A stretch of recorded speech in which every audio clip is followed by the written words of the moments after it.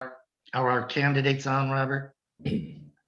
Yes, sir. You should be able to see all the candidates. Okay, I just want to confirm because I'm going to go over some of the rules so everybody knows. All right, I see everyone. All right. Well, good evening, everybody, and welcome to Windermere Candidate Night 2021. And I've been through a lot of candidate nights, but I got to be honest with you, never one like this. For those of you who don't know me, my name is Gary Bruhn, and I served as the mayor of the town of Windermere from 2004 to 2019. And I think Robert asked me to do this because I'm kind of an individual who's really, I don't have a dog in this fight or anything, but I've got enough probably experience to know what's, I lived in the town of Windermere over half my life. So anyway, to begin with, I'm going to kick off and I'm going to let you know who my colleagues are that are going to be joining me in tonight's moderation. First of all, I want to introduce Miss Stina D'Uva with the West Orange Chamber of Commerce. Stina, if you would you just give us a couple of moments to tell us your background, your history, and introduce yourself. Thank you, Gary. I also want to thank Gary for being a board member of the Chamber for many years, and to thank Mayor O'Brien, who currently serves on our board. And we've just had a wonderful relationship with the town of Windermere. So thank you for having me. I've been on the Chamber for about 20 years now. I'm a resident of Metro West. I've lived there for 31 years. My husband and I own a business in Ocoee, just down the road, of course, from Windermere. My children all went to public school in Southwest Orange County. And I'm very honored to have been asked to do this once again. I guess I didn't mess up when I did this live 2 years ago. So thanks for having me here today representing the West Orange Chamber of Commerce. And thank you. I would second that motion. You did not. Our next colleague, and by the way, Ms. D'Uva will be asking the prepared questions that we have. And I'll go over the what we are going to do and the procedures, if you will, as we go forward. Next, my other colleague joining me tonight is Ms. Krista Compton-Carter, also with the West Orange Chains, who will be serving as our timekeeper. And so this is one of our most important people because she will have you cut off. Ms. Carter, tell us about yourself. Hi, thank you very much, Gary. I appreciate that. And I'm Krista Carter. I'm the Vice President of the West Orange Chamber, and I have been with the West Orange Chamber for 20 years, just same amount of time as Stina, just a little bit longer than she has been here. And it's been a pleasure working with all of the municipalities, especially the town of Windermere, and we appreciate that partnership. I currently have a daughter who's almost 13 years old and goes to Hope Charter School and is a Girl Scout. And if you need Girl Scout cookies, you know where to come.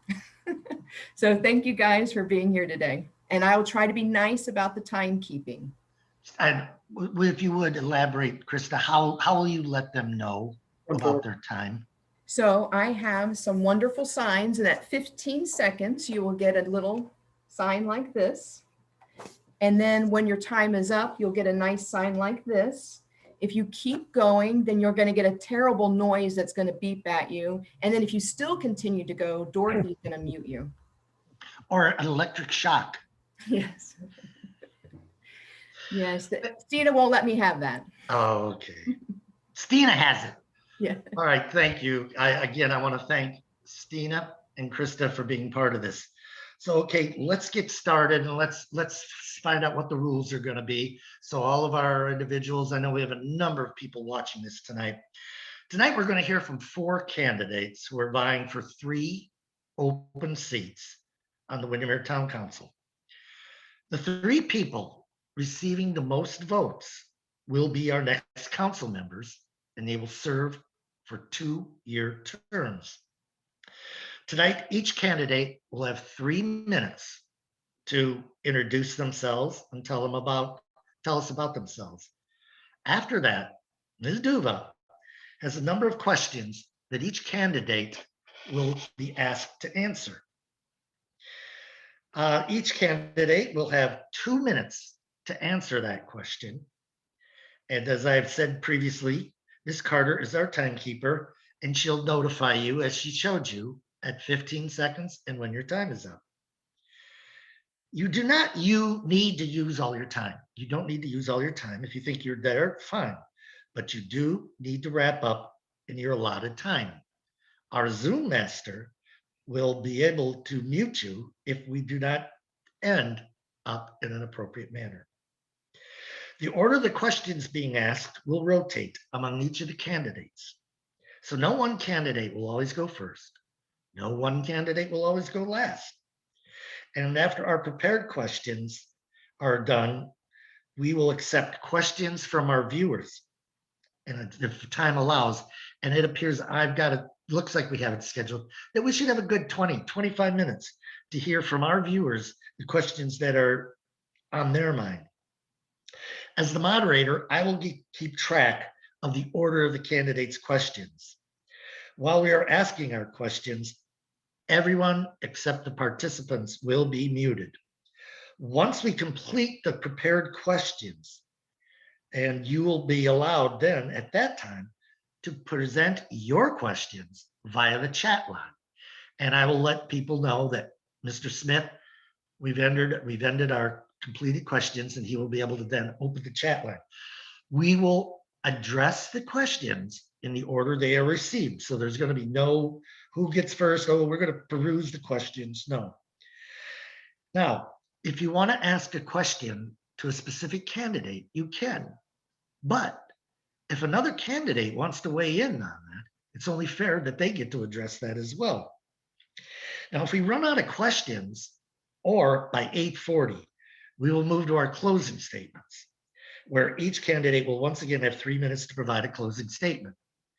The order of the closing statements will be the opposite of the opening statements. In other words, the person that went first in the opening will go last in the closing.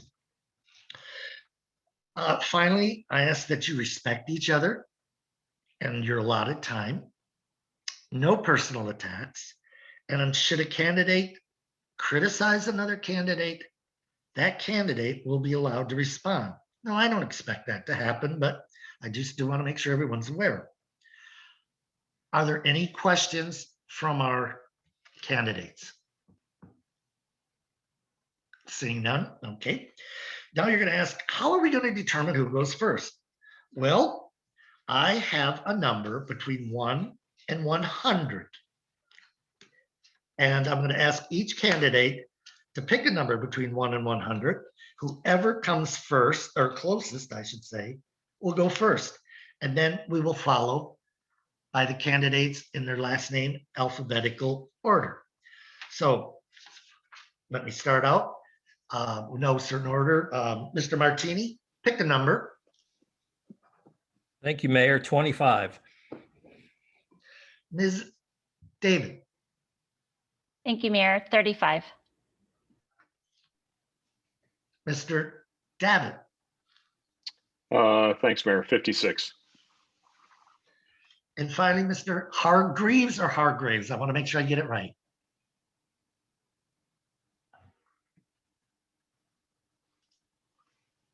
Unmute. Sorry. Yeah, you had it right the first time. It's Hargreaves, and I'll take number 4. Number 4.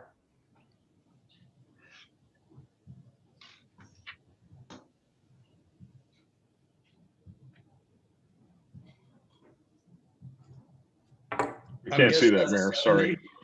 Okay. Thank you. Do I have it? It's backwards. How could it be backwards? It's 70. So, Yes, Mayor, we see that, 70.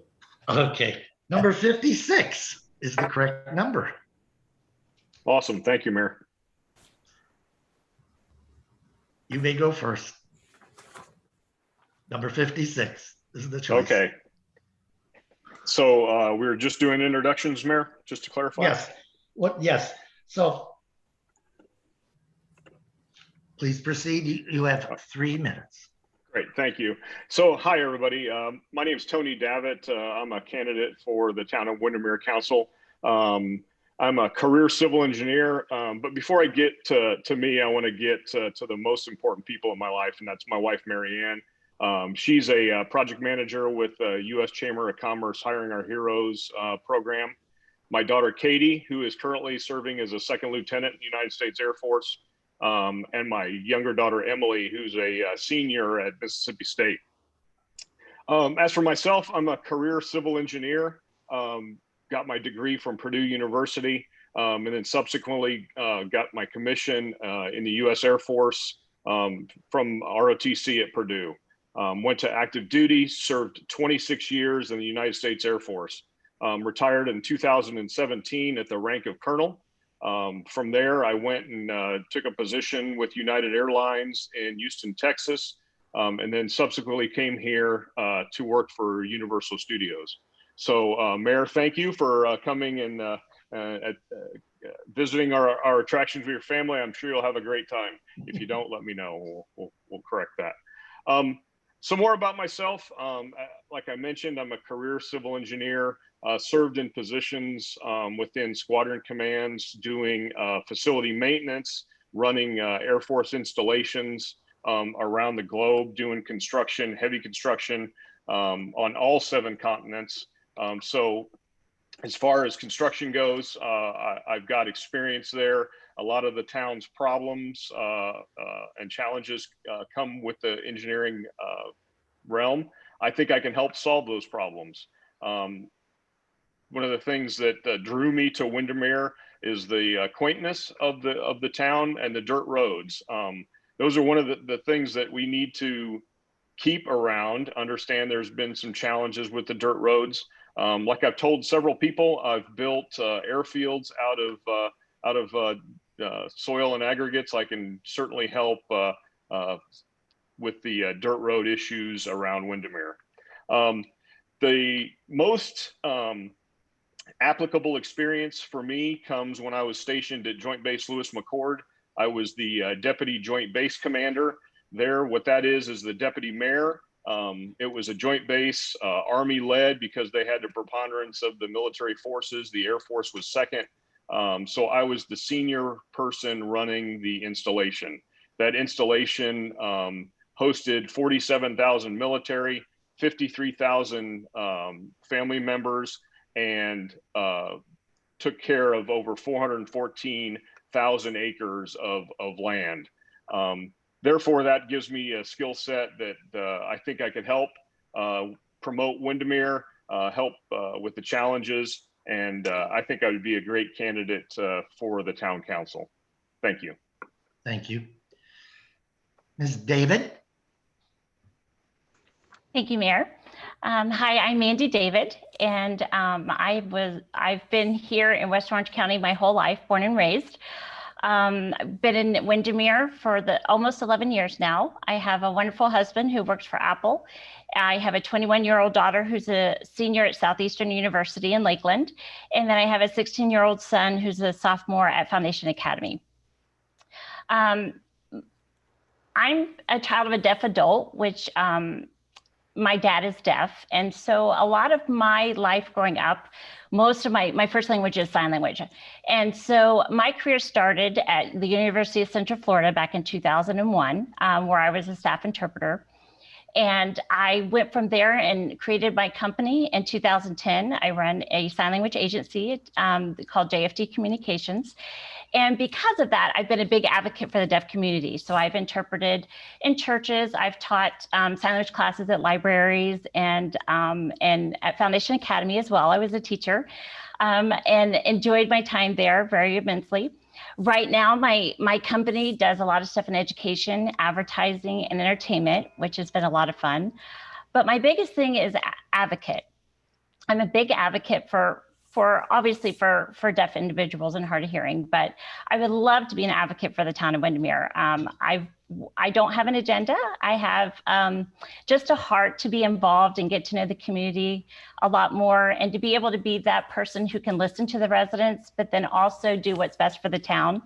We moved here also for the quaintness of the town, the trees, the dirt roads. I grew up on a dirt road, and so I loved Windermere. Windermere was where I always wanted to be, even when I was younger. My experience in town council, not a whole lot, but I did work for the Speaker Daniel Webster in 1998 and 97 and 98 when he was Speaker of the House. And so I got that opportunity and got that experience, which was very eye-opening and a lot of fun. I enjoyed it. And so that's my experience that I can bring just from what I gleaned there and what I learned how things are run in the legislature. So thank you. Thank you. Mr. Hargreaves. Yes, sir. How are you today? I'm doing fine. Great. I'll tell you a little bit about myself. Obviously, moved to Windermere the same reason everybody else moved to Windermere, and sounds like everybody else wants to keep it the same, which is the quaint little town of Windermere, which is a beautiful place to live. Great place to raise your kids. We have a 10-year-old now and an 8-year-old. So we go to a little park next door on foot, or we go on the golf cart. There's not too many places in Central Florida you can go and do that. So number one, want to keep the town as it is, quaint and dirt roads, which dust all our house and our cars up, but it's okay. We have a car wash. And it's just that place that you want to stay. And just like anywhere you go in the world, and like the gentleman mentioned before, traveling all over the world and working all over the world, there's no place like home. And that's why we picked Windermere to live, all of us. I've ran a company called PCI Security since 1999. We tend to take on the world's problems, especially Orange counties, and solve them the best we can, from the worst case scenario to the best case scenario, which is like a nice community like Bay Hill. We've been working out issues and problems with boards, and I've been the board president for Vizcaya for 6 years, where I used to live. And that's a tough job, just like the mayor used to have a tough job, which is you're not trying to solve these problems for your friends or for the loudest people in the room, but for the vast majority of the whole town, for their best interest. And I think I have that quality, because it's not an easy quality to have. And that's all I've got. Okay. Finally, Mr. Martini. Thank you, Mayor. And I want to thank you, Gary, and also Stina and our other moderator. I lost her picture here. Krista. Krista, she's still there? Okay. And Krista, thank you for taking time out of your day to host and to spend time with us. My name is Bill Martini. I am seeking my second term as town councilman.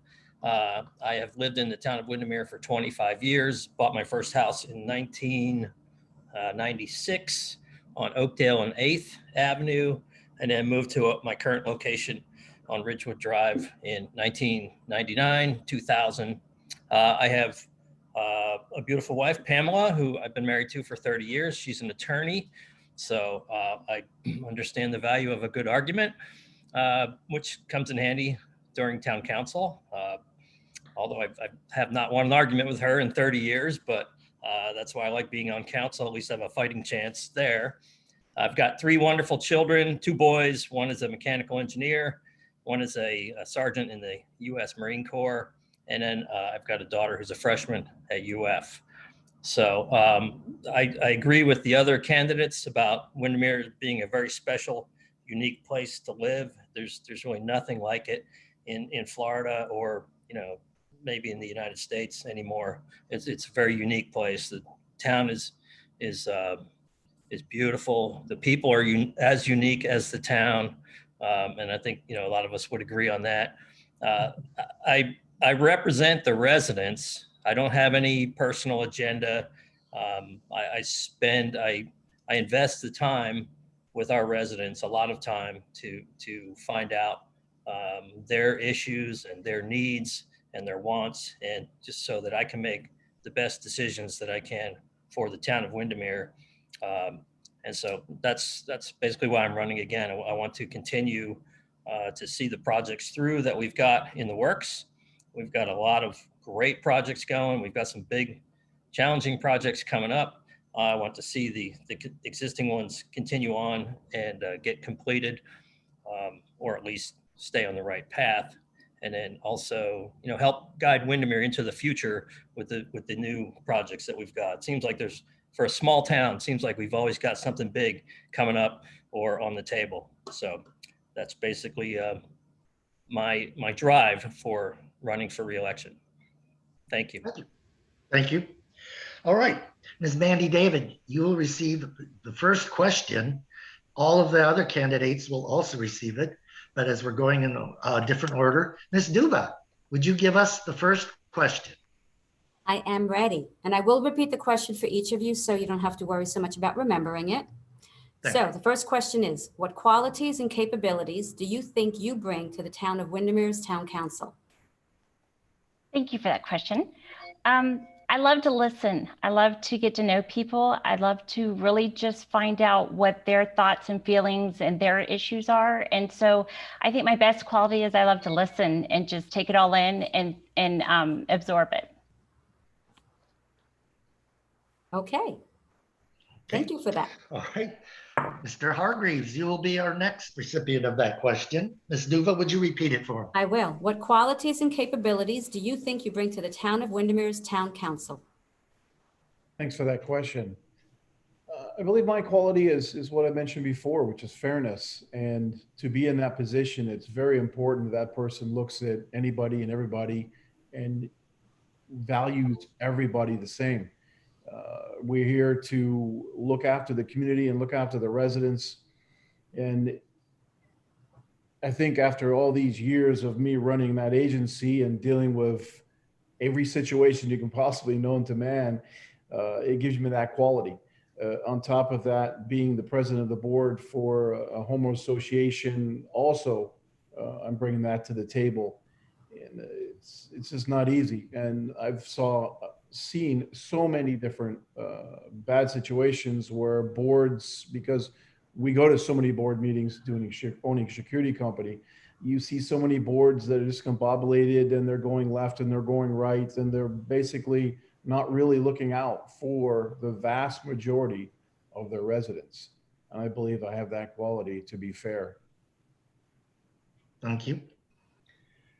Our next question will be to Mr. Martini. Yes, thank you. So what qualities and capabilities do you think you bring to the Town of Windermere's Town Council? Thank you, Stina. Well, in addition to living here for 25 years, I've got a lot of experience. I was on the Long Range Planning Committee for 6 years prior to being elected to council. I've worked on other committees and I've been volunteering for the town in some form or fashion, be it elder luncheons or taking the trash out at the pancake breakfast for 20 years, ever since I moved here.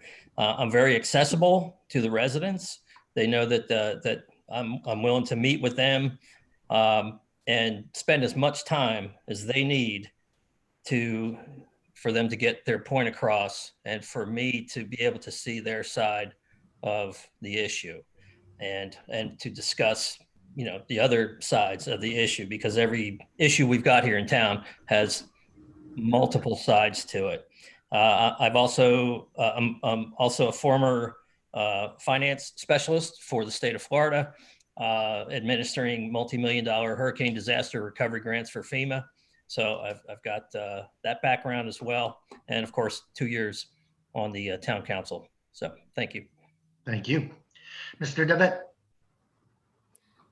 What qualities and capabilities do you think you bring to the Town of Windermere's Town Council?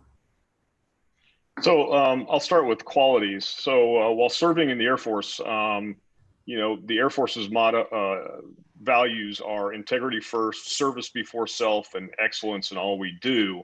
I will bring that to town council as well. I've always considered myself a servant leader.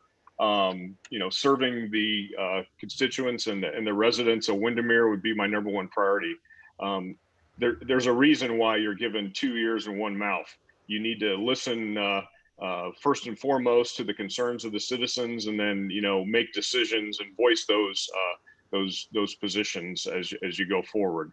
As far as capabilities, I alluded to the fact a career civil engineer. I'm a registered professional engineer with vast experience in construction and project management. I'm also a registered project management professional, which will allow us to take advantage of that skill set.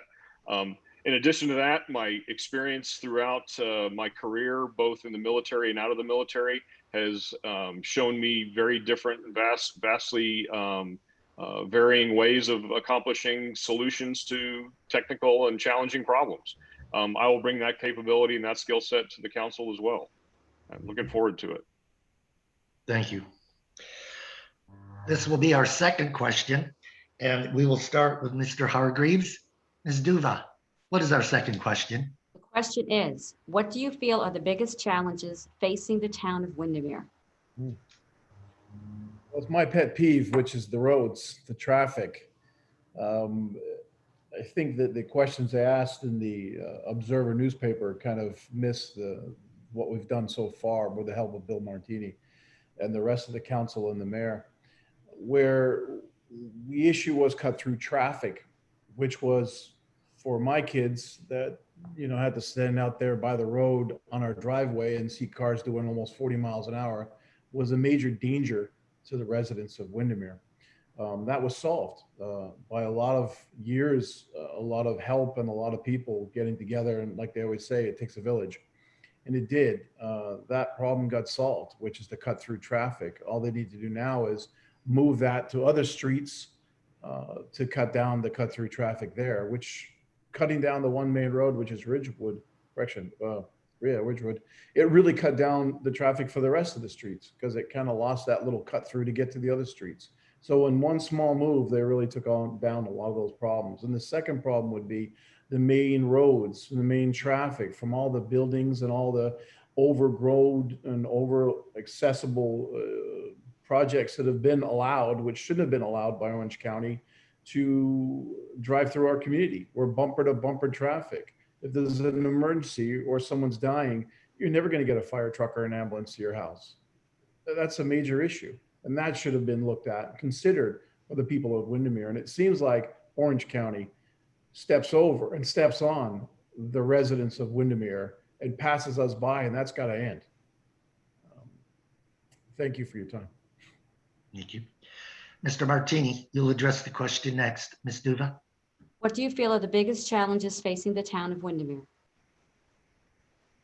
Thank you, Stina. I agree with Mike. The biggest challenge, well, actually, currently, the biggest challenge for us is to get through COVID-19 in a safe fashion. This too shall pass. I hope that by the end of summer, early fall, we'll be coming out of the woods. So that's our number one problem right now, is the safety of our residents concerning that. And that has actually had a positive impact on our traffic. It did cut down our traffic significantly when the first lockdowns went into place. And of course, I took full credit for that, for reducing traffic in my first term. But traffic is going to come back. That's an issue we're never going to solve. Orange County continues to build in Horizons West, and which comprises about 4% of the square mileage of the county. However, it also comprises 47% of the building permits last year. So there's a massive amount of growth in building going on over there with very little forethought about how to route all that traffic from east to west. We're pretty much the only corridor to get through town. So or to get from east to west. So we've definitely got to keep addressing that. Mike was correct. The long-range planning committee did come up with a great solution, which is the no right turn from 4 to 7 p.m. And it essentially knocked out 90% of our cut-through traffic on Ridgewood Drive.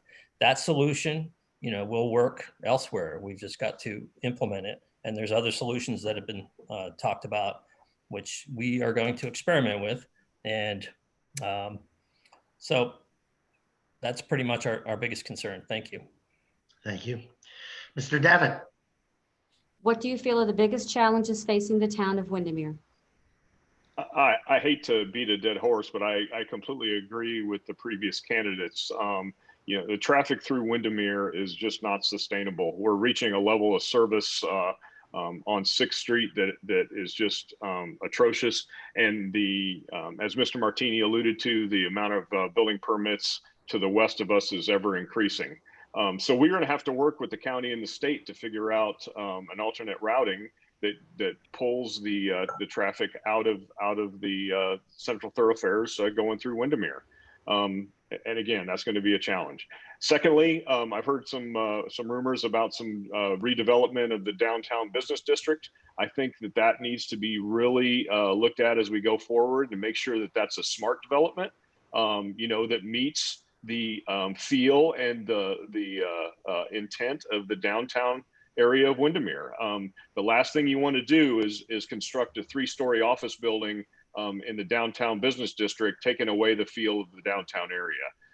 It'd be a darn shame to have an office complex or something right across the street from the historic town hall.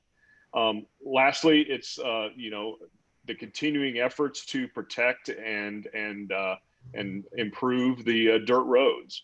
Dirt roads are the absolute feel of Windermere. There's a way to do that. The council has already put forth a couple of plans to do the Bessie and Butler drainage projects that will protect it going forward. I think we need to explore those even further and see those 2 projects through. Those are the top 3 as I see it now.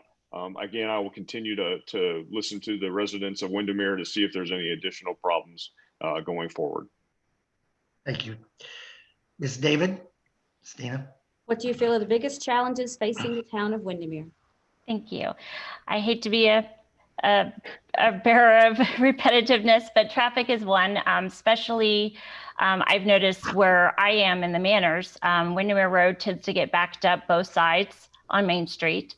So I know that 6 is a big deal as well for downtown, but we also get that on the Manor side as well, on the other side of the bridge.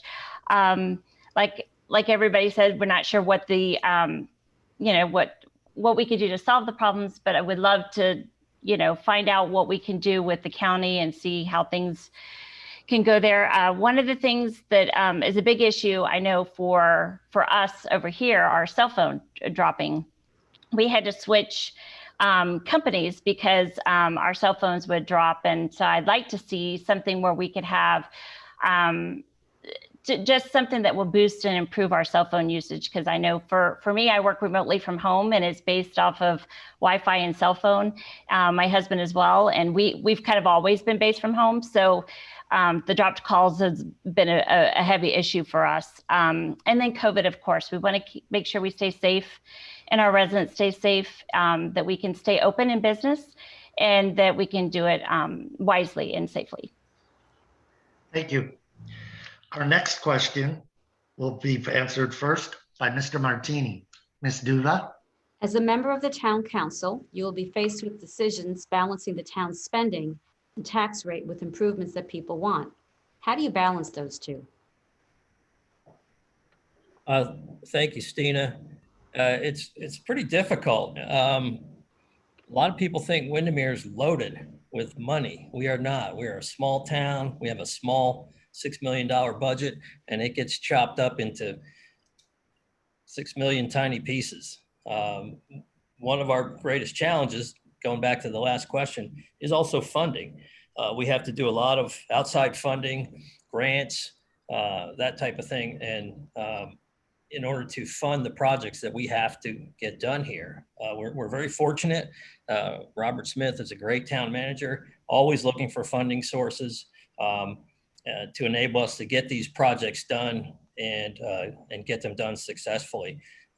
Case in point, we've got $12 million in appropriations that we're asking for with the state of Florida for our multimodal trail, pedestrian bridge, and implementing our water utility master plan. It'd be great if we got all those. We'd be thrilled to get one of those. So we're constantly spinning plates and juggling to make things happen and to keep the residents happy, prioritizing. We have a projects list. We prioritize seemingly every month at the council meetings. And I think my experience with administering FEMA hurricane grants helps me to see the big picture and to explain that to the residents, why it's not always a cheap fix. And sometimes we do have to outsource or go outside to get funding for these projects. We can't do it internally. Thank you. Thank Mr. Davit, As a member of the Thanks, town, Mayor. I'll repeat the question, okay? As a member of the town council, you will be faced with decisions balancing the town's spending and tax rate with improvements that people want. How do you plan on balancing those two? So that's always a delicate situation. Obviously, nobody wants to increase the tax rates, but everyone wants the results of a spend. So listening to the residents of the town of Windermere and getting their priorities, and as Councilman Martini had said, always prioritizing. And to use a phrase I use quite regularly, is the juice worth the squeeze? So as you go forward, listening to the residents and determining whether that juice is worth the squeeze, tax rate versus spend is vital. I've been able to guide several projects in my career to a lower cost, to get a better product for less money. I'd like to have the opportunity to continue that tradition of delivering the biggest impact for the least amount of cost as a councilman on Windermere Town Council. thank you. Ms. David, As a member of the town council, you will be faced with decisions balancing the town's spending and tax rate with improvements that people want. How do you balance those two? I think really listening to the residents and what they want, and then looking at what's best for the town as well, because you have to do both. And I know it's not easy, and I listening to Mr. Martini, I know that it's not, but I think it's just paying attention to really getting to the nitty-gritty of what the residents want, and seeing if there's a balance that we can possibly do something without raising too much taxes, or finding funding and finding money somewhere that that we can use so that we could do the best for the town and for the residents at the same time. thank you. Mr. Hargreaves will be our last one for this question, Ms. D'Uva. As a member of the town council, you will be faced with decisions balancing the town's spending and tax rate with improvements that people want. How do you balance those two? Oh, I kind of like to think outside the box. A lot of our communities that we deal with on a daily basis, and most communities in Central Florida, don't have a big budget for security. However, they've got a lot of crime, a lot of devastating, dangerous crime. We find ways around it. We find probably the best ways to spend other people's money. And we spend it very carefully. I like to spend money on myself. I don't like to spend other people's money. And there's so many ways of saving money. And there's so many ways around things versus trying to stand at the front door. And I've been very successful in doing that.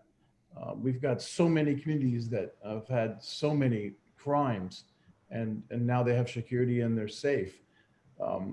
When it comes to taxes, and I'm always looking at the big Orange County and the CARES Act, all that money, and I haven't heard of any of it coming to the town of Windermere. So I'm really concerned about that. And the CARES Act has a lot of cities, towns, counties, states getting money, and the new money is coming from the new whatever it's called, the new president, and so on and so forth. It's a touchy subject with me, but they've got a lot of more money coming. And unfortunately, like New York City, that's behind $150 million. They're going to get money from the new CARES Act to help their city. I don't see why the town of Windermere can't find out or get in line very quickly with the Orange County and see if we can get some of those monies this way versus raising taxes. Thank you. Thank you. Excuse me, Mr. Davit, you will get our next question first. Ms. D'Uva. Currently, 70% of Windermere residents are on well water. The town of Windermere is looking at bringing public water to its residents. Do you support this initiative? And if you do, how would you do the implementation?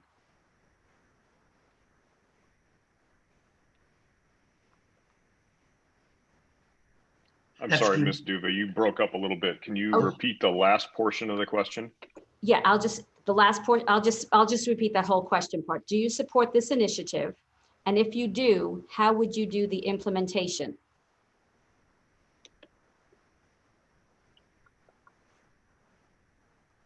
Did you hear me? I'm having audio difficulties. Can you repeat that one more time? Yes. Do the Do whole you- question, Miss Stina. You want me to repeat the whole thing? Yeah.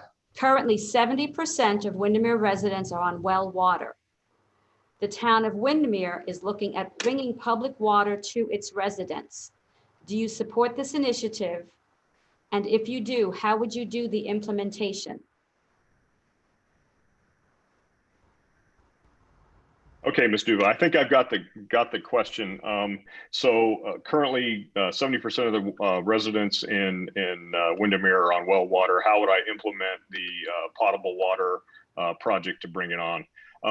First, I would do a assessment as to whether the potable water requirement is needed and what the cost to the residents would be. Obviously, there's the town of Windermere has been on well water for quite a bit of time. So we need to determine the costs incurred and what the benefits are to the people. Obviously, there's ancillary benefits such as firefighting and having additional firefighting resources. Those need to be weighed as well. If the benefits are such that the residents in the town of Windermere will benefit, I will implement it. Again, it's a project that would could be done in phases. Bring in the phases that are required early first to bring in the most benefit early, and then roll in the rest of the phases after a period of time. That phased approach could then disperse the investment over a period of time and could potentially save the residents' funds as we go forward. Thank you. Thank you. Ms. David? Currently, 70% of Windermere's residents are on well water. The town of Windermere is looking at bringing public water to its residents. Do you support this initiative? And if you do, how would you do the implementation? I would listen to the residents. If this is something that they want, then I would support it. I would be concerned of the cost of how much it is compared to wells. I know it's very costly to dig a new well if you need one, since we've done that not too long ago. So I do understand that. So I would want to weigh the costs and the pros and cons of well versus potable. And then also in phases. You know, I don't know that everybody would want to do it all at once, because that would probably be a lot of work at too much time. But I definitely would listen to the residents and see what they want, because we've been on well water for a long time in this area. And so it would be something that I would really want to know if the residents are interested in doing something other than well. Thank you. Question is to you, Mr. Hargreaves. Currently, 70% of Windermere residents are on well water. The town of Windermere is looking at bringing public water to its residents. Do you support this initiative? And if you do, how would you do the implementation? I've always said above boardness and openness, I would definitely go to the town and ask all the residents first. It's very, very important, as has been mentioned. We're on well water and we don't mind it at all. Actually, we kind of like it. We get to filter our own water. We've been told by the well guy, we probably got better water than most bottled water coming out the ground with our filter, which is quite a cheap system. Healthier, better. I don't see any issues or problems to the ground or the table. I haven't heard any issues so far. So I definitely wouldn't want to really take resources from the town to spend money on that initiative. I don't see an issue with it so far, but like I said, I'd really like to go out and see what the residents say and see if there's any issues they're having that we're not having. And again, always look out for the residents of Windermere. Thank you. Thank you. To you, Mr. Martini. Currently, 70% of Windermere's residents are on well water. The town of Windermere is looking at bringing public water to its residents. Do you support this initiative? And if you do, how would you do the implementation? Thank you, Stina. Yes, I do support the initiative. I myself have been on well water for 25 years, and it's great, except during hurricanes. And when the well goes out, then you have to hook into your neighbor's house to get water. I think we can implement it. Our town is neatly carved into quadrants, and we could implement the plan that way. That the water master plan is currently in the design phase, so it is underway. The 40% of the residents who do have 41% who do have water love it. It's very reasonably priced. If you just put in a new well recently, you're not going to want it. And so I don't think we should force the residents to tie into it. We should give them that option. But I do think we should distribute the water master plan throughout the town. And cost factor is going to be the biggest thing. Funding, going back to my previous statement, funding is going to be the biggest issue. So hopefully, we will get some appropriations for that. And we tried to run Ridgewood water down Ridgewood several years ago, and one of the property owners owns Orange Grove across the street from our house, and they had 9 platted lots in that grove, and so they would have had to pay 9 times as much as everyone else. So we decided we're just going to let it slide for the time being. But I think the town should move forward with this if we can get the funding for it and make it optional for the residents to a certain extent. Thank you. We have a new question, and this one will be started with Miss David. Miss D'Uva? Annexations can be a hot button issue in the town of Windermere. What are your thoughts regarding the use of annexation to expand the town's boundaries? It's a very good question. I was told after we moved in that the Manors was annexed in, and then the Willows, and then Estancia. I don't know right now off the top of my head the pros and cons. I think it helps with taxes for sure for the town. It's definitely a town benefit. The more you have, the more monies you're bringing in. But I love the small quaintness of the town. I think that you will lose that if you keep annexing too many in. You're going to lose that small quaintness and it's going to be harsh on the town if we annex too many neighborhoods in. Mr. Hargreaves? Annexations can be a hot button issue in the town of Windermere. What are your thoughts regarding the use of annexation to expand the town's boundaries? Well, like we've all said, and we all agree, like we all moved here for that same reason, keeping it small, keeping it simple. And, my business is crime. So keeping the crime out, the bigger you get, the more crime you're going to have, the more issues you're going to have. And I believe that if you start to get bigger, you're going to come up to a lot of budget issues before you get big enough to pay those budget issues. So I'd be pretty much against it, but I'd always reach out to all the different residents. And as Bill mentioned, there's some residents that have been here a long, long time, and knocking on the doors, getting those proxies filled out. You find out a lot of things about this town that you didn't know before.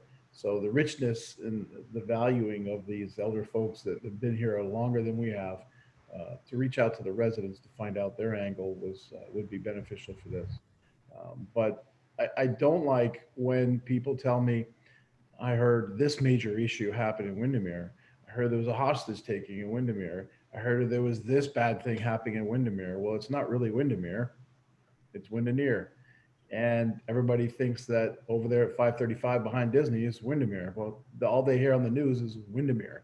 So to keep it small and keep it safe, I love the crime in Windermere, which is pretty much zero. So annexation is a big risk for Windermere. Thank you. Thank you. Mr. Martini, you have the next question. Annexations can be a hot button issue in the town of Windermere. What are your thoughts regarding the use of annexation to expand the town's boundaries? Thank you, Stina. It is definitely a hot button. And I think we should carefully consider each subdivision that may be open to annexation.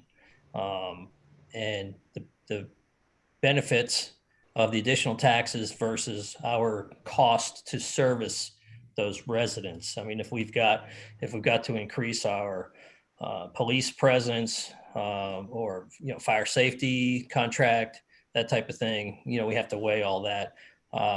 Some subdivisions would be great to have in the town. They're basically in the town already. Others, there's risks involved. An example would be Windermere Club. If we had annexed Windermere Club and then all of a sudden they have the issue with the golf course, and that would become a burden for the town to have to deal with. So it's two-sided coin. We have to look at the track record. We have to look at the finances. We have to look at all the issues before making a decision about that. Thank you. Mr. Hargreaves, questions to you. Annexations can be a hot button issue in the town of Windermere. What are your thoughts regarding the use of annexations to expand the town's boundaries? I've already answered that question, I believe. I'm sorry, Mr. David. I'm sorry. Oh, wrong way. Okay. I'm sorry. I can answer it again. Did you want me to No, repeat that, I Mr. David? apologize. No, that's fine, Ms. D'Uva. Okay. So I completely agree with Mr. Martini. It depends. Obviously we have to do an analysis of which neighborhoods we're talking about. There are certain we can't get enamored with the fact that it's an increase in the tax base. That tax base could come with a significant burden, as he mentioned, with the golf course. In addition, there may be some annexation potential that would bring in a great tax base and not burden the town with much cost. Say, for instance, there's a gated community that already has its own security coverage paid for by the HOA, and that burden for police presence may be smaller than it would be in other areas. We need to evaluate that on a case-by-case basis, on a neighborhood-by-neighborhood basis, and then put forth the effort to do our homework and figure out what due diligence, if you will, to determine whether that's good for the town. Growth isn't always the best thing for a community. So we need to weigh that and keep that in the back of our mind. And I go back to what I said previously. We need to keep Windermere. I mean, the whole reason we all moved here is because of that. Thank you. Mr. Hargreaves, you have the next question as we start out, and I was a little ahead of myself. I apologize to the viewers and candidates. Ms. D'Uva, our next question. There are certain areas of the town that are prone to washouts, and proposals have been made to pave these areas. Some residents state that they don't want these areas paved. What are your thoughts regarding this issue? I'm in agreement. I'm familiar with those areas that get washed out all the time. Pretty much you need a 4x4 Jeep to get over them until the town comes over and smooths them out. But I prefer going over that bump and that bit of a knot in the road versus having paved roads and guys doing 60 miles an hour down the road. Many of my friends from other communities, guys with Lambos and Ferraris that like to speed, said they'd love to come through these streets, but they don't like it because it's dirt roads. So I really like the fact that they're dirt roads. And I think it's a bit of a bump in the road that versus someone speeding through and killing a small child. So I think it's a beneficial more so than it is the other way around for streets that get washed out and get fixed back up probably the same day or the next day by the town, which do a great job, by the way. Thank you. Mr. Martini? There are certain areas of the town that are prone to washouts, and proposals have been made to pave these areas. Some residents state that they don't want these areas paved. What are your thoughts regarding this issue? Thank you, Stina. I think the residents have made it clear that they absolutely do not want us to pave anything in town. The dirt roads are the hallmark of our town and the reason for its charm and character. So we have struggled to come up with solutions to fix those issues. They're as common as the weather, mostly in the summertime. That keeps Public Works on their toes. They do a great job. We need to have a maintenance plan in place.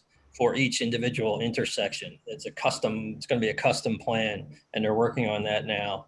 And we do have 3 large projects we have LMS grants that we are working with to get designs done to eliminate the washouts and to control the stormwater runoff, not only for the residents or the streets in front of their houses, but also to keep the water out of the Butler chain of lakes to preserve the water quality, which is one of the most important things on my agenda as well, is to make sure that our natural resources like the Butler chain of lakes stay as clean as possible. And so, there again, we have to get funding, and we do have a funding source for that.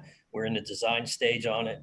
I'm opposed to paving anything. There's a couple areas in town that are paved, and they're, they are nice, but like Mike said, it just turns into a racetrack, and it does increase the speeding manyfold. So having dirt roads and bumps, is beneficial for us. But there are ways to control it. We have our designs being worked on presently, so we'll be moving forward with that soon. Thank you. Mr. Davit. There are certain areas of the town that are prone to washouts, and proposals have been made to pave the streets. Some residents state that they don't want these areas paved. What are your thoughts regarding the issue? I think, a lot of people throw out paving because paving is the easy button. Like I mentioned earlier, I've built runways out of compacted soil. I think there's a solution that will solve or help alleviate some of the drainage problems and keep the charm of the dirt roads. The council has made great strides with the 3 projects that Mr. Martini was discussing. We need to ensure that those go forward to solve the problem. There's a way to get it done. There's a way for a win-win where the town of Windermere maintains the dirt roads and the drainage problem is alleviated. We just need to roll up our sleeves and figure out what that solution is. Thank you. Ms. David.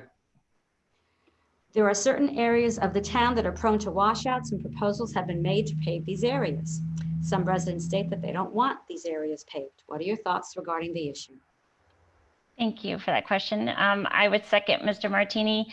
The residents have made it clear, and that's why we moved to Windermere, was for the dirt roads, the quaintness of the town, and you take that away and you lose that, and you have the speeders, and you have, when I came here, my son was 4. We specifically looked for a dead-end street because we didn't want him to be coming in with traffic. So growing up on a dirt road, there was a lot of maintenance to be done. We did it. We all chipped in together, and we would rent a tractor, and we'd get the clay and we'd fill the dirt in, and you'd have another rain and it would happen again. I just think it's just making sure we can keep the roads safe for the residents, and then keeping our water as clean as possible as well. Thank you. Our next new question will be started with Mr. Martini. Ms. D'Uva. Windermere has had many elected officials serve for many years, which can provide continuity in the town's direction. If it was your decision, how long would you serve as council member?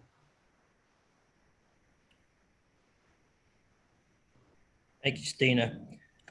Are you speaking in regards to term limits or personal preference?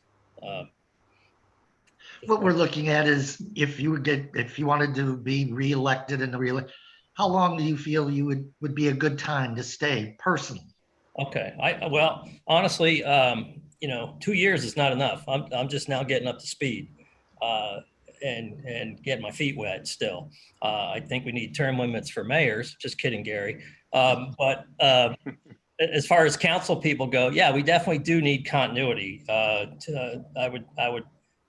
would say at least 2 terms, if not more, because the scope of the projects that we're working on, some of the projects that are just now coming to fruition, like the town facilities and the police department, that was in the works for many years before I even thought about running for council. And I was on the long range planning committee for 6 years, and it was stuff that we were talking about back then. So there's definitely a continuity aspect to this. you have to be able to see the big picture and to help the town move forward with those projects. And being on the council for more than one term, I think, is a necessity. It's a requirement for me because I want to make sure that all the work that I put into it goes forward, and I'm able to see those through to completion. Thank you. Next question is to Mr. Davit. Windermere has had many elected officials serve for many years, which can provide for continuity in the town's direction. If it was your decision, how long would you serve as a council member? So while I agree that they provide continuity, bringing in new council members occasionally brings in additional viewpoints, diversity, different experience levels, things like that. So personally, I would serve as long as I felt I was value added. So if there comes a point where everything that I wanted to get done was done, and the residents of Windermere, all the problems that I felt I could help solve were solved, I would no longer run. But as I've seen in my career in the past, 2 years isn't enough to see some of these projects through, much as what Mr. Martini was stating. So there's a happy medium there. 2 years is a single term is not enough. But on the flip side of that, I don't advocate that people stay in for 10 terms. There needs to be a happy medium there. Me personally, I think 3 terms is probably the sweet spot. But again, we'll see. Thank you. Ms. David. Windermere has had many elected officials serve for many years, which can provide for continuity in the town's direction. If it was your decision, how long would you serve as a council member? Thank you for that. I do agree that continuity is good for the town, but I am so big on diversity, and I think that we need to have different viewpoints and different perspectives on things. And when people stay on the council too long, we get stagnant and we just hear our own voices, and we're not hearing the community, and we're not bringing people in to be able to contribute and be able to have a voice. I am also in concurrence of a 3 terms. I think that's a good amount of time to get some things done and have a little bit of continuity, but then also allow for diversity to come in as well. Thank you. Mr. Hargreaves. Windermere has had many elected officials serve for many years, which can provide for continuity in the town's direction. If it was your decision, how long would you serve as a council member? In most roles in politics, we see a lot of these old timers that are in there and they shouldn't be in there. There's great benefit for them to be there, though. I don't see a major self-benefit to be on the town council. I don't see the same benefits of these other people you see in Washington and so on and so forth. If you're there, you're doing the work, and the town is benefiting from you, I think there shouldn't be term limits. The 2-year, though it's set now, and you go back on again, if the people of the town of Windermere vote you back on, I think it's worked out all this time. I haven't heard anything that's to the negative of that. Windermere is a small town, and word travels fast. Knocking on doors to get the proxies to run for this position, you hear a lot of stuff. And if there was someone on the town council that shouldn't be there, a lot of people will talk about it, and a lot of people know about it, so you won't get the votes. Again, we all have different skill sets, and we bring it to the table. And if we don't realize it, someone else is going to realize it, that we're not being a benefit for the town anymore, and you won't get voted back in. So the 2 years and then 2 years, I believe, is working so far. Thank you. Thank you. We have a new question, and it'll be answered by Mr. Davit. What is Windermere's role in working with the other cities, towns, and governments in West Orange County, specifically Ocoee, Oakland, Winter Garden, as well as Orange County? So Windermere is one of many. So when I was the Deputy Joint Base Commander at Joint Base Lewis McChord, one of the key functions was that town interagency cooperation. Windermere, several of the problems that we're facing specifically with, say, traffic, can't be solved alone. So we need to cooperate with those surrounding agencies. We need to cooperate with the county to solve those, because obviously it's not, the problems aren't isolated by boundaries. You know, we see the boundaries of the town of Windermere. Crime doesn't see the boundaries of Windermere. Traffic doesn't see the boundaries of Windermere. You know, name an issue, it won't see the boundaries of Windermere. So we need to continue to cooperate with the surrounding towns, the agency to agency cooperations, mutual aid when it comes to fire rescue, whatever that case may be. We will be much better off as we cooperate and share resources with the towns surrounding Windermere. Thank you. Ms. David? What is Windermere's role in working with the other cities, towns, and governments in West Orange County, specifically Ocoee, Oakland, Winter Garden, as well as Orange County?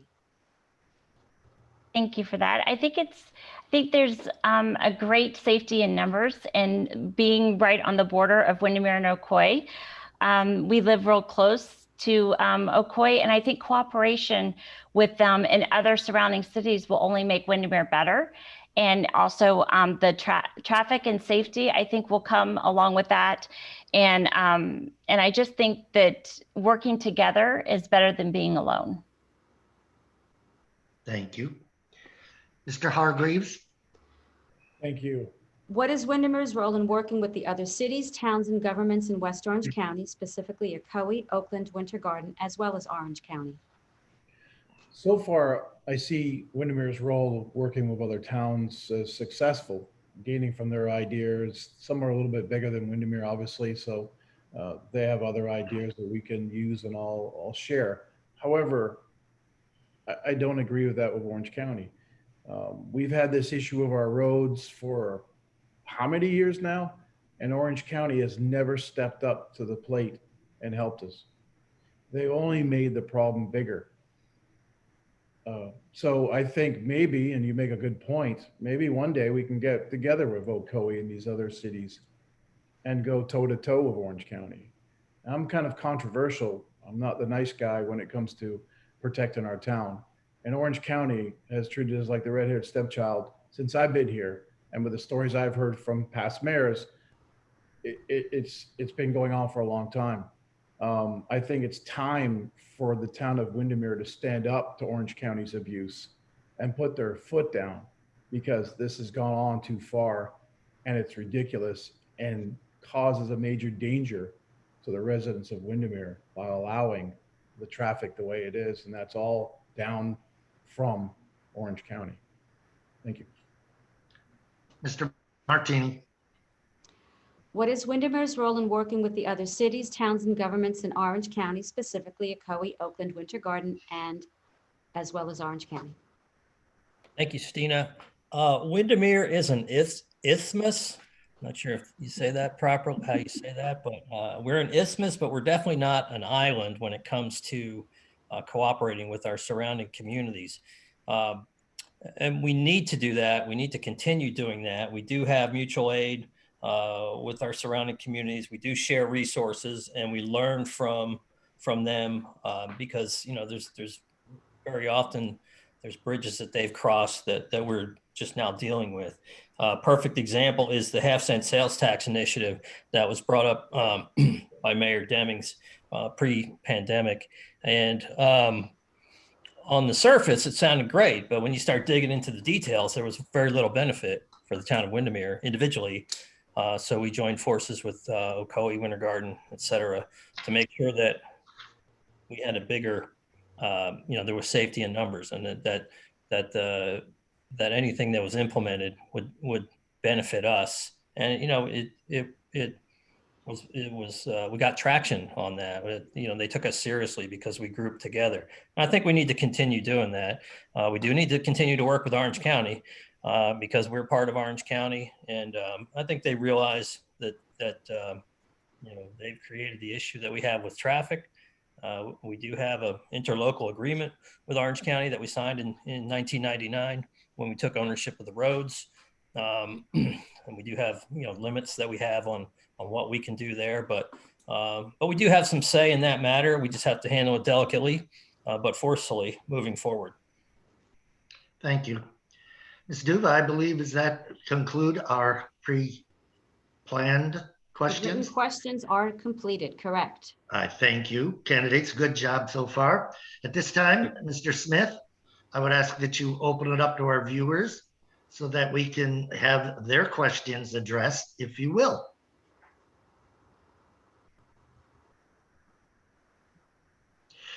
Individuals, if you are on and you have a question, go into the chat room. And I start to see some of them popping up.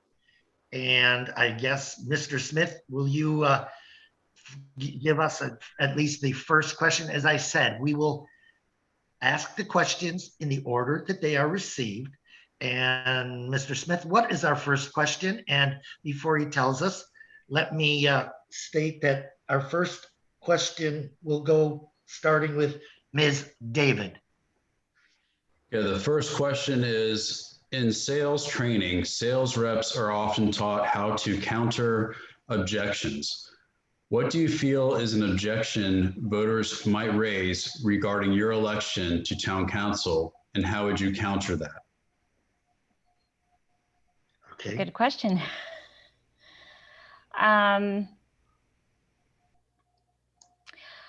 I would say they may say experience. And I would counter that with, I love this town. I've grown up in Orange County all my life.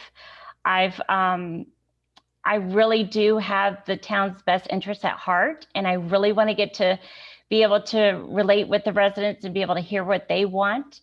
And I think that that brings a lot of value and a lot of, and with that comes the experience. Okay. Mr. Hargreaves, would you like the question repeated? Yes, sir, please. In sales training, sales reps are often taught how to counter objections. What do you feel is an objection voters might raise regarding your election to council, and how would you counter it? I guess my biggest difference between me and the other members is the fact that I'm not so quiet. Like I said before, my pet peeve of Orange County and what they've done to us, I'm not going to sit back and be quiet and be all nice. I really want to go and fight head to head, toe to toe. That could be a drawback. People can look at that as a negative. And it's probably not a positive to be like that. It's probably nice to be quiet and gentle and just go with the flow. So that could be a negative with people who want to vote for me. However, I can't sit back and change the way I am, and I just want to defend Windermere the best I can. So I hope they understand that. Thank you. Mr. Martini. Thank you, Mayor. I've only had one objection from a resident so far, and that was my wife. Not really. She was concerned about, the amount of time that it takes to be on council, and it does take an enormous amount of time. And I reassured her that if I get elected again, a lot of my learning curve is over, and I've learned a lot from the current council members and the mayor and the staff. So it does take a lot of time, but I don't think it'll take as much time this time. My previous run at election, there was an objection because I was a realtor, and we already had 2 realtors on the council. And, I had to reassure everyone that I'm not doing this to get work or to get real estate type of things. Absolutely not. And I think I've proven that. My sole focus is to do what's best for our town and the residents, and that's pretty much it. Thank you. Mr. Davit. So I think one of the biggest objections that residents could raise is that they could say, "Hey, Tony, you haven't lived here very long. You're not a longtime resident of the town of Windermere." And I would counter that with, while I agree, I fell in love with this place the second I drove into it. I bring experience that can benefit the town. I've seen areas around the world chosen to live in Windermere. You know, albeit I haven't lived here very long, it doesn't dampen my love for the town and, you know, my desire to be a servant leader and serve the community. Thank you. Our next question will go to Mr. Hargreaves. Mr. Smith, what is our next question? Tell us about your support level for our local Windermere policing. 110%. For a small department, they are probably the best I've seen. Their teamwork, their calmness, their respectfulness, dealing with the residents, at the same time getting the job done. The chief that you have now, Chief Dave Ogden, his background, his experience, his knowledge in what this town needs is 110% in line. I'm really, really, really happy to see the success they've had. And with this new facility they're going to get, hopefully they'll have the training and the equipment and the room to train each other to be safe on the street. They protect us every second of the day and put their lives on the line. So I'm hoping this new facility will do the same thing and protect them with the areas they need. Thank you. Thank you. Mr. Martini. Thank you, Mayor. I too support the Windermere Police Department 110%. I think they do a fantastic job. 2020 was a very disturbing year for those in law enforcement. There was many issues that came up that turned a lot of people against their own police departments and rallying cries to defund the police and that type of thing. We are fortunate, very fortunate, to have gone through all of that 8 years ago when we changed our captain at the helm, and Chief Ogden came in and basically restructured our whole entire police department. We have gone on to become one of the finest, best, highest ranked small town police departments in the state, if not the country. And I made a commitment when I ran for office last time to make sure that the new town facilities got approved for funding and for construction so that our Windermere Police Department could get accreditation, which they could not get with the previous facilities. And I think that's going to be a shining moment in our town when that happens. I get nightly reports from the officers about what's going on in our town at night, and it's disturbing. The number of criminals that come through here, people without driver's licenses who are speeding, who shouldn't, you know, the people who shouldn't be speeding are doing 70 miles an hour. We got a great police force. They keep a great watch over our town night and day. We've got a reserve unit that has saved us roughly $60,000 in salaries over the last year. And, you know, and all thanks to Chief Ogden and the rest of the Windermere Police Department for doing their best to keep our town and our residents safe. Thank you. Mr. Davit. So my support for the police department couldn't be higher. I had the opportunity last night to go to the Windermere Town Council meeting and witness some awards, promotions. I saw the reserve unit get the presidential medal for their volunteerism. That just shows what a great department it is. Chief Ogden, you know, invited the council members to come to any of their training. That just shows how open and transparent he is. A police department is vital to the safety of a town. And you can just see the presence of the Windermere Police Department around the entire town, and that's vital. You can see the benefit they have. Like Mr. Martini said, the reserve unit saved the town $64,000. Some of the stories they were saying last night about what happens at night, I agree.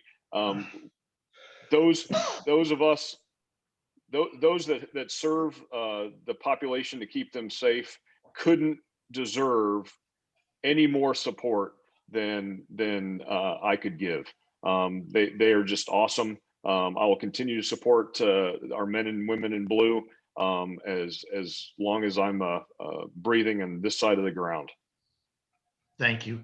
Ms. David?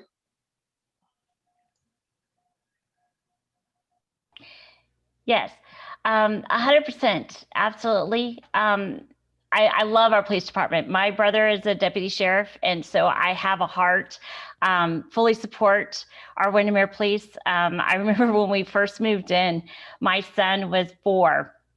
And I guess about 2 years later, he wouldn't wear his helmet. And he would be riding around in the manors, and he'd come home and go, "Mommy, I got a ticket. I got pulled over by the police." And I went, "What do you mean you got pulled over?" And he had gotten a ticket for not wearing his helmet, but he got really a 7-Eleven free Slurpee ticket. But he just thought that was cool. But I love how they're driving through here and they're constantly protecting us and they're reminding us to be safe. And I love that they sit on park and they're pulling speeders over right and left. And, you know, I tell him now, he's 16. I said, "Okay, be careful when you pull out on park." And I love that we're getting that facility for them because I think they deserve that. It's about time that we support our police officers and respect them where it's needed. And so I really have the utmost respect for our police officers. Our next question will go to Mr. Martini. Mr. Smith, what is our question? What are your thoughts on the proposed rezoning of Oakdale, rezoning from residential to commercial for 81 parking spots? Thank you, Robert. I'm kind of limited on what I can comment on because there's new material that just came out. I'd like to make sure that, you know, obviously I can't comment on things that I may be voting on later, but I want to make sure that the Development Review Board has enough information to make an informed decision. I'm not sure we have that at this point. It seems pretty sparse. I have some concerns about, I do know the owner, and the owner has very long-standing deep roots in our town, and I think would do a good job with whatever is built there. I'm not sure about the size and the scale. We need to look at that. We need to consider all of the options and look at everything. 81 parking spaces is a lot. It's actually twice as many as are at the Butler Bay tennis courts. So if you want a visual on how much that's going to look like, go look at the tennis courts parking lot. There's 41 parking spaces there. It'll be roughly twice the size of that. So, you know, I'm not saying that they're going to end up with that many, but, you know, one of the issues that I'm concerned about is if it does get rezoned, you know, obviously the owner could sell it to someone else who may not have deep roots in Windermere or the, you know, the need to maintain the charming character of our town. So that's a concern for me. But, you know, like I said, I'm going to have to wait and see until I get all the information. Thank you. Mr. Davit?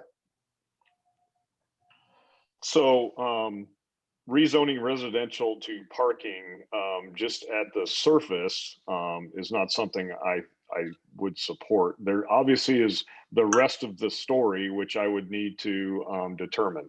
Is that parking to support a function or business in the Windermere area? And what is on the residential lands now? So without knowing any further details at the surface, I tend to be opposed to it. But again, I need to have additional information before making a true decision. Thank you. Ms. David? I would be in agreement with Mr. Davit. I do believe that, you know, rezoning could possibly cause problems for the reselling purposes, and, you know, somebody selling it that's not from here or doesn't know how quaint our town is. But because I'm not privy to a lot of this information, I would want to see what the plan is, what's the layout, what they're planning on doing, and what it will look like, and how the residents feel about it as well. Because, you know, I know that that's taking up a lot of it's going to bring in a lot more parking and a lot more cars and a lot more traffic. So would want to hear what the residents have to say too. Thank you. Mr. Hargreaves? Kind of makes me remember the big rezoning fight we had at the corner of Poplar Island and 6th Street, or Conway Windermere Road. And that was a nightmare. I'm glad it went away. But it seems like a stepping stone to something much bigger if we have 99 parking spots, which is now commercial versus residential. It seems like a bit of a risk to Windermere as we're trying to keep it. And it sounds like we're all on the same page, trying to keep it small and quaint and quiet, but 99 parking spots, and switching it, rezoning it to commercial seems pretty scary, just like it did with the other rezoning issues we had. But I don't know too much about the project or the scope of the work. But at the same time, on the surface, it does look like a sticky wicket. Thank you. Our next question will go to Mr. Davit. Mr. Smith, what is our next question? This is not really a question. It's mostly a statement. It's an invitation for all the candidates to attend the next DRB meeting. Well, they will be reviewing the downtown development on Main Street at 6th. It's a big issue for the town. That's going to be next Tuesday night at 6:30 p.m. in Town Hall, and we will be live streaming that as well. So that's just a general statement and an invitation. The next question is, how long has each of the candidates lived in the town of Windermere? Okay, thank you. That'll be a quickie. We start with Mr. Davit. So I've lived in my current residence in the town of Windermere for a little over a year. Ms. David. Almost 11 years. Mr. Hargreaves. Since the beginning of 2017. And Mr. Martini. 25 years. Thank you. Next question will go to Ms. David. Robert, what is our question? Yes, this message was specifically for Mandy David. Why is it so important to balance the needs of the residents with the town? Doesn't the town exist at the behest of the residents? And that was specifically for Ms. David? Yes, it says, Mandy David, why is it so important to balance the needs of residents with the town? Doesn't the town exist at the behest of the residents? Okay. I do think that it goes hand in hand. I mean, without the residents, you wouldn't have the town. Without the town, you wouldn't have the residents. So I just think finding a happy medium and listening to what the residents have to say, but also making sure it's the best for the town as well. Okay. That answers your question. And I did say, if an individual does ask a question to a specific candidate, other candidates could weigh in. I will leave that open at your request if anyone wants to comment. Seeing none, our next question will be started with Mr. Hargreaves. Mr. Smith. Yes, this one specifically goes to Mr. Hargreaves. Will Mr. Hargreaves provide his Windermere address as he's listed his town, as he listed his business address only on the town website? I believe that. Explanation for that? Yeah, you can. Yeah, I understand the explanation for that, but you can go ahead and explain. Yeah. As a former police officer, there's a state statute that we can go ahead and protect our address, which protects us from all the people we put in jail that don't like us. But at the same time, it protects us, our family, and our children. So we don't list our home address. Same as our driver's license. We can have a PO box on there so people don't know our home address. Okay. I don't think any other candidate wants to weigh in on that. Our next question will go to Mr. Martini. Mr. Smith. Yes, we have interest in candidates with the ability to understand more with less, not money solutions. We, USA, are in a precarious financial position, and government should adhere and prepare for that scenario. I agree 100%. I think we're headed towards a cliff fiscally.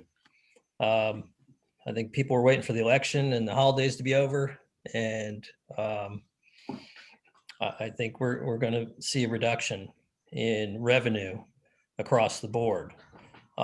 We are fortunate that our town manager and staff are very fiscally responsible, considering the struggle for funding and the size of the projects that we have underway and planned. We may not be able to get to everything that we want to work on, and that's fine. I mean, we'll do it fiscally in a fiscally responsible manner. We're not going to forge ahead on things that we can't afford to pay for. So in that regard, I think we will be fine. I am always watching and talking to Robert about money issues, and we want to make sure that less is more is definitely a concept that that I'm in touch with, and I think goes back to the paving issue. Yeah, sure, we could pave the whole town, but why? That would just ruin things. So that's just less is more. We'll find a solution without going to those extremes. Thank you. Mr. Davit, the question is to you. Do you need to have it repeated? No, I think I understand the gist of it. So I completely agree that we are in a precarious position on the national level. It's great to hear that the town administration is fiscally frugal.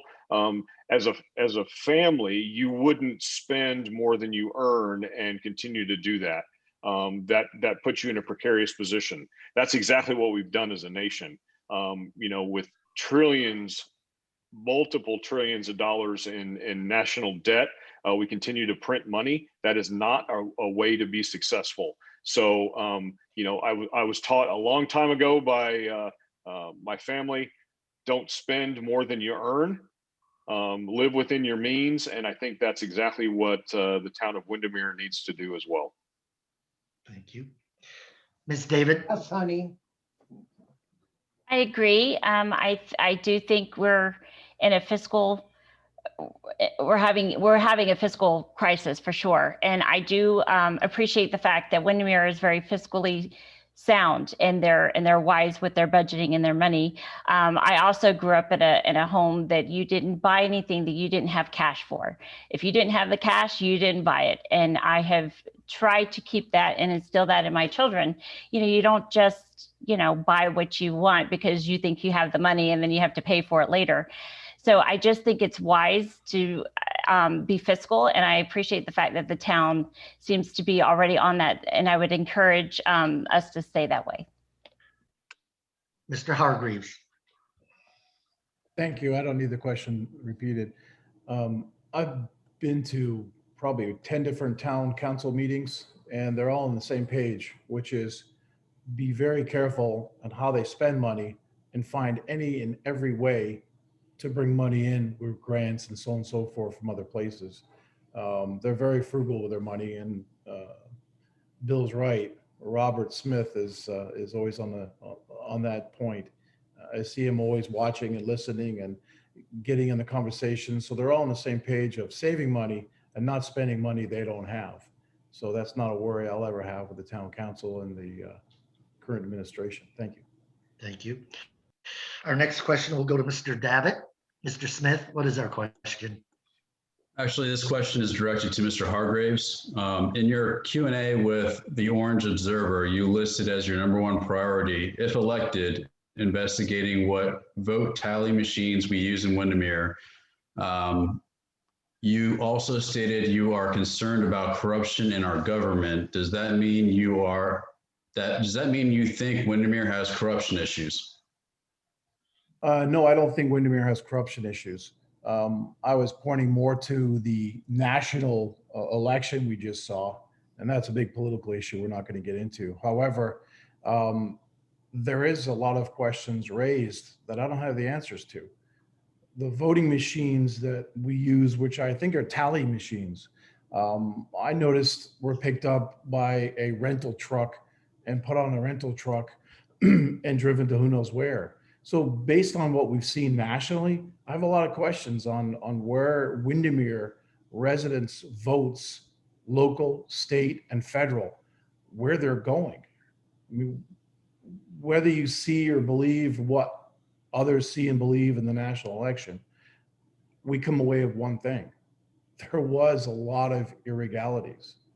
Where's our votes going? Are they being counted? And as a Windermere Council, I was hoping to step forward and look into that and answer those questions for myself. A couple of other people in the town that I talked to also had those questions. And it's a good, valid point that we don't know the answer to. Thank you. Do any other candidates want to address this?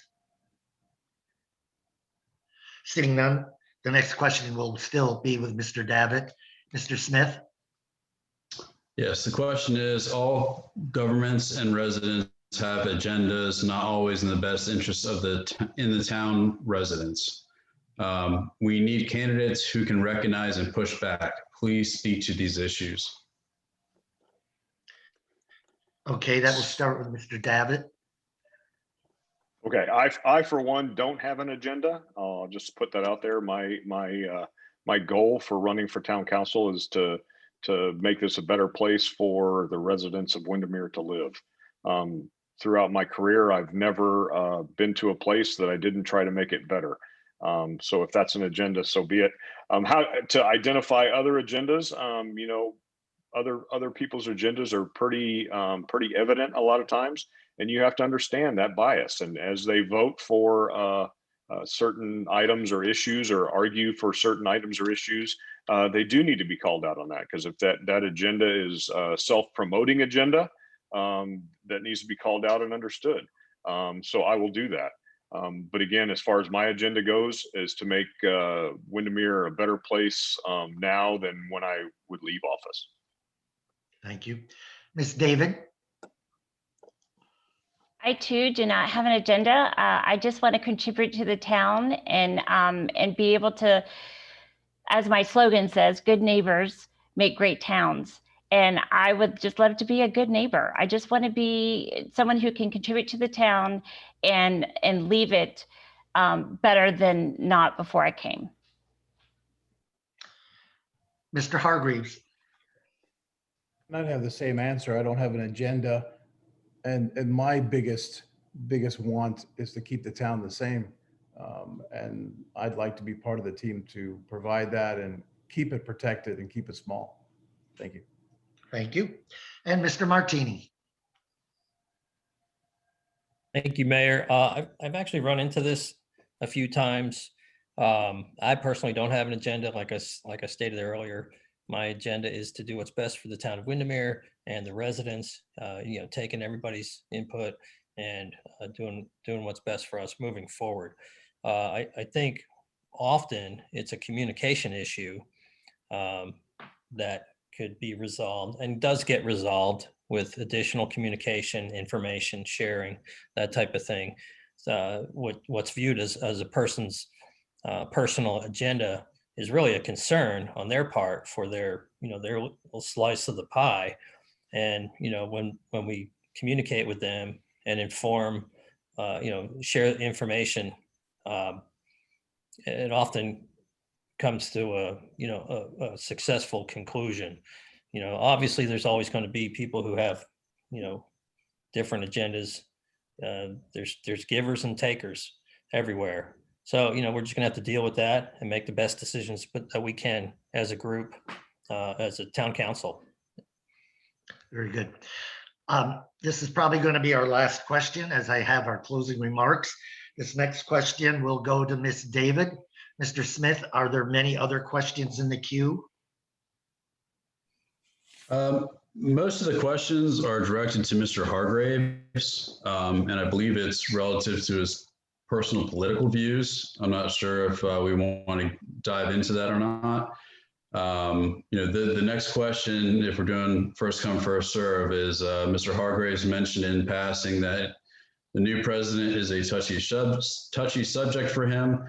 It is important that our elected officials are all dealing with the same set of facts. I would like Mr. Hargreaves to clarify what he meant by his comment.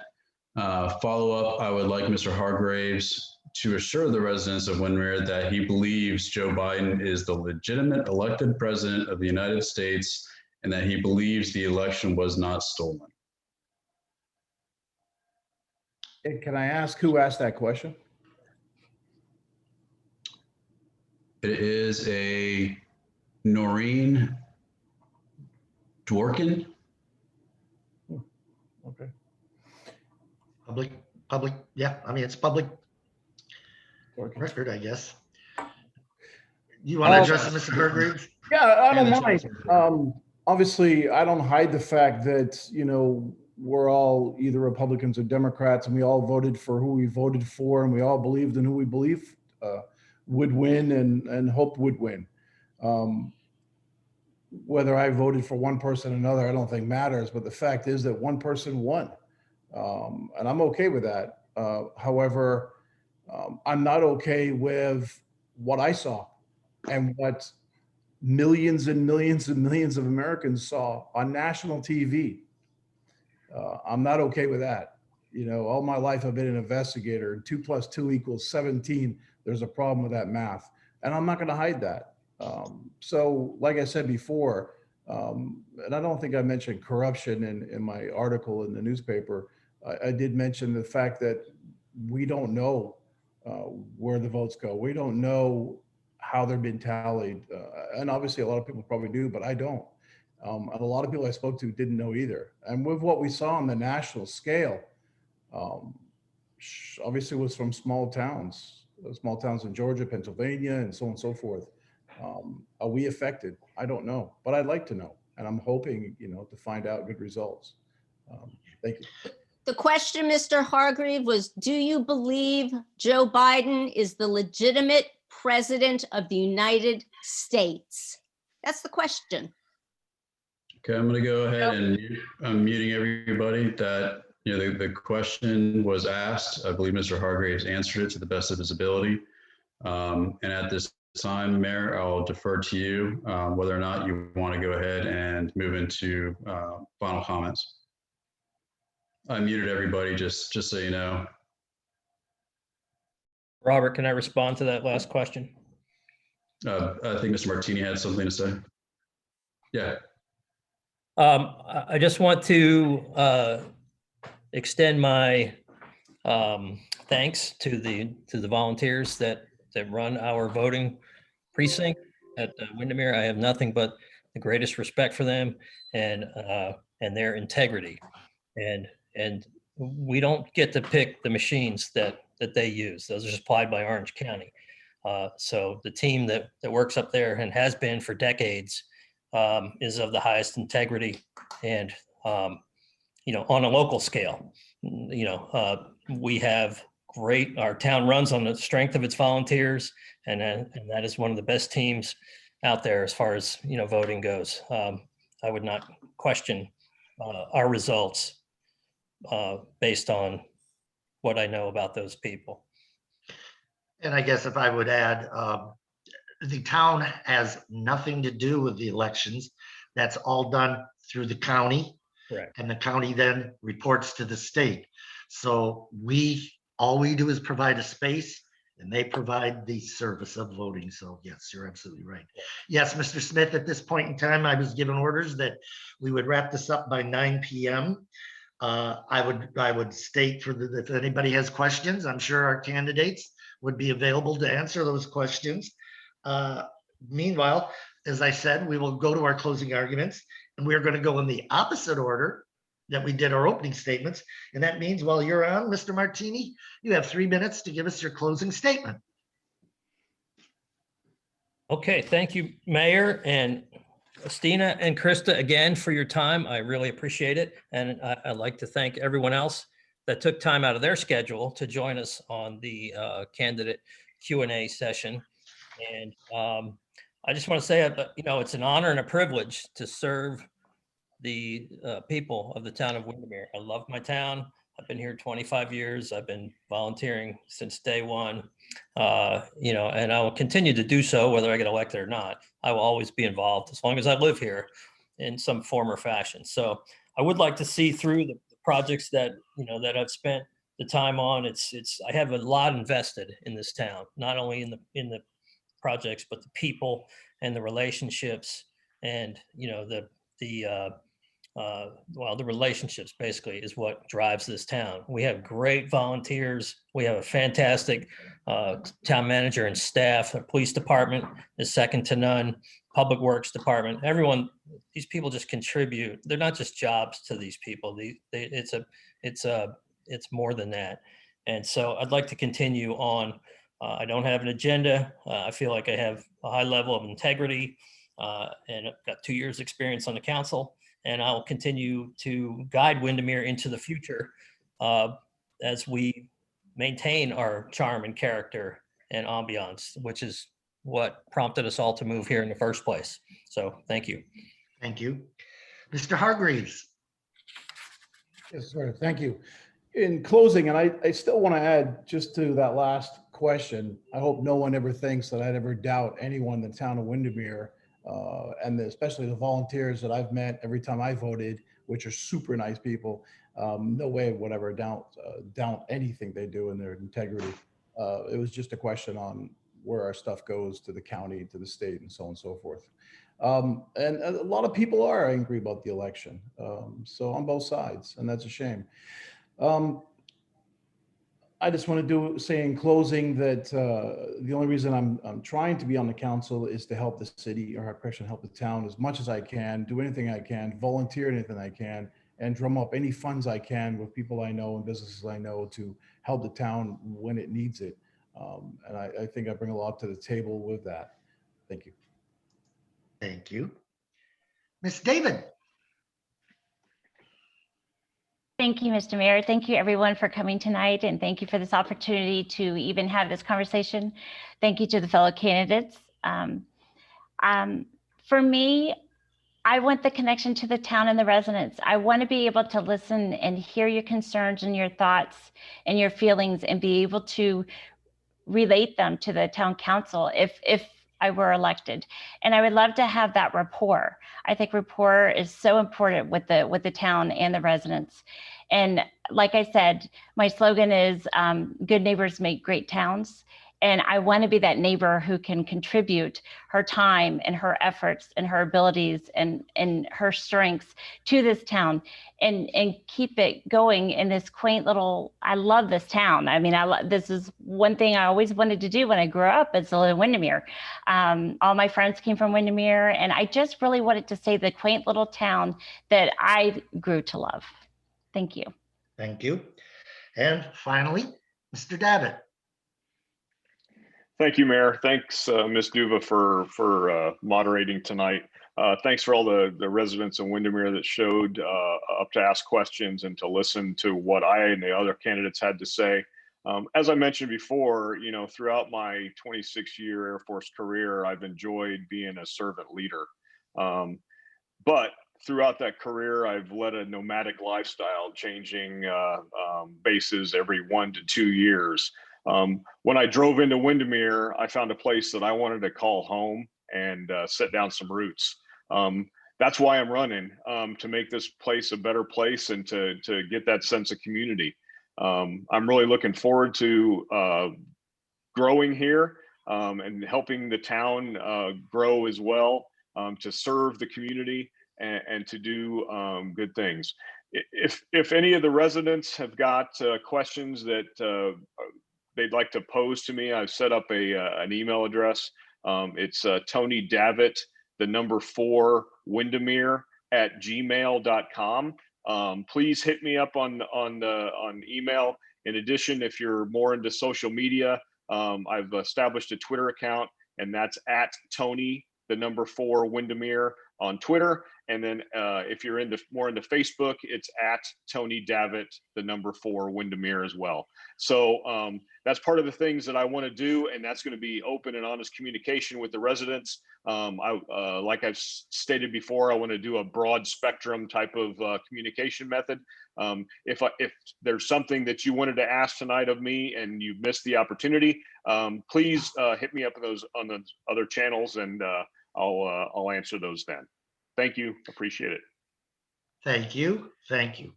All right. In closing, I want to again thank Ms. D'Uva for her continued support for the town of Windermere. Ms. Carter, what a heck of a job you did tonight. I've got to tell you, it was challenging, wasn't it? Also, I want to thank our candidates. I think you did a very good job. And of course, I want to thank you, the residents who have tuned in and wanted to get engaged and find out about the individuals running for your office. It goes without saying that everybody shows up for the big national elections. But when we have the municipal elections, a lot of people think it don't matter. And I got to tell you, from my years of experience, these individuals that you're going to elect probably have more impact on your everyday life than anybody in Washington, D.C., because they will make the decisions that affect your neighborhood. So with that being said, I want to thank you for being a part of this. And as I said, the candidates. And finally, thank you, Dorothy. Thank you, Robert, for letting me come back and serve the town, even for this brief moment. So I appreciate that. I wish everyone a good night and make sure you vote. Mayor, And finally, can I chime in? yes, ma'am. Before they close out, I just want to chime in on something because before it was mentioned about the voting, and I want to give credit to Krista Carter. The chamber doesn't adopt the precinct. They don't work the Windermere polling location, but many volunteers through the chamber work and adopt the precinct. And I want to thank her because she doesn't get enough thanks for all that she does in the community. But thank you, Krista. Don't say I don't thank you enough because I do appreciate you. And thank you to the town for allowing me to participate in this again. I'm an elected board member of the Metro West Master with a $3 million budget. So I kind of know what you guys are going through, but you have an even harder job. So thank you for your service as well. Thanks for having me. Thank you, Stina. Thank you, Krista. And I will close with everyone. Remember to vote and please stay safe. Good night. Thank you. Thank you. Thank you. Thank Night, you. everybody.